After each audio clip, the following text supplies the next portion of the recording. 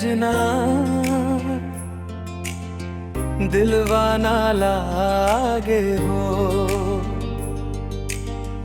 रात भर तोहरे याद में नयनवा जागे हो।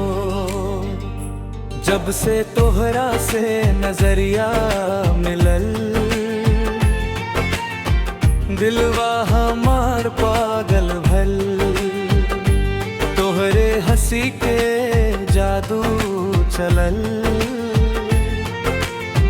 सपना में तू ही तू मिलल।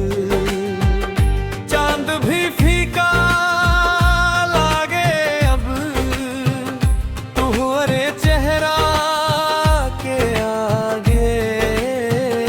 तोहरे बिना सूना लागे घरवा रंगनवा गे। तोहरे प्यार में दिलवा खो गइल, सजना हो हमरो होश उड़ गइल। दिनवा रात तोहरे सपना आवे, दिल इह बस तोहरा के चाहे। तोहरे प्यार में दिलवा खो गइल, ए जानू हम त पागल भइल। रहिया में तोहरे नजर खोजी, अब गा बिना तोहरे न नींद आवे। बरसात के बूंदिया बोले तोहरे प्यार के कहानी। मनवा के हर धड़कन में बसल बा तोहार निशानी। सांसों में खुशबू तोहार धड़केला नाम लेके। रहब हमेशा साथ तोहरे, हाथवा हमार धरे के। अपने प्यार में दिलवा खो गइल, सजना हो हमरो होश उड़ गेल। दिनवा रात तोहरे सपना आवे, दिल है बस तोहरा के चाहे।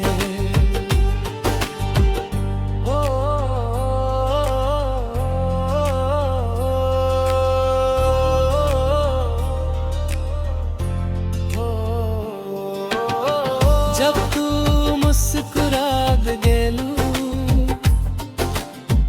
फुलवा भी शर्मा जाला। तोहरे एक नजरिया पर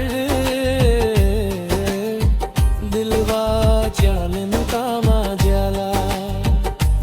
दुनिया चाहे कुछो बोले, हम ना छोड़ जब सहा। जन्म जन्म तक रहेब तोहरे दिल के पास। सांझ सकारे तोहरे याद मनवा में आग लगावे। मोबाइलवा पर फोटो देखी दिलवा मुस्कुरावे।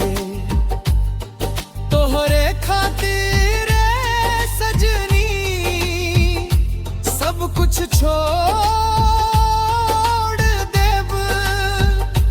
तोहरे नाम के मेहंदी अपने हाथ लिख देब। तोहरे प्यार में लवा खो गइल, सजना हो हमरो होश उड़ गइल।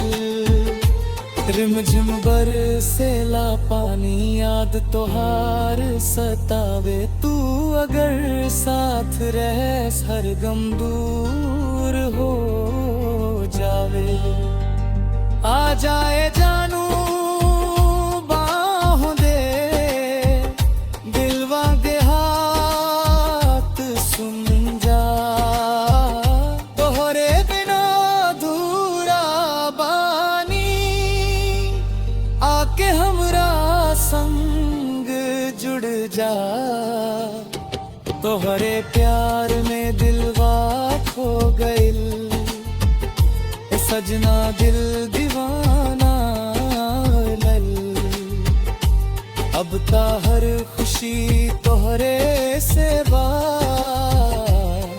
जिंदगी के सपना पूरा भइल तोहरे प्यार में दिलवा खो गइल सजना हो हमरो चैन चुराइल रहब तोहरे संग हमेशा ई वादा